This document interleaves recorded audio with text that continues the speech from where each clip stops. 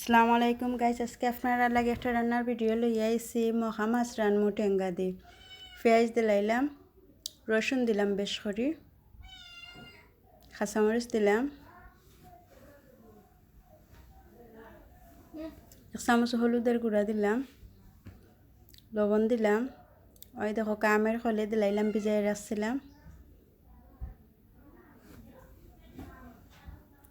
অল্প তেল দিলাম, মরচের গুঁড়া দিলাম। ওখানে আর দিয়ে মাখাইয়া বালাই টিকা উন্দালো বয়াইলিমু।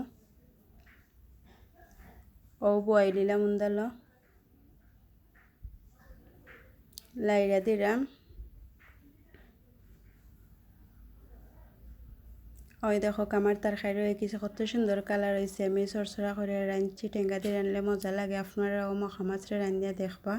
মূলা মালাখানে রানলে ভালো লাগবো খাইতে। ভিডিওটা ভালো লাগলে সাবস্ক্রাইব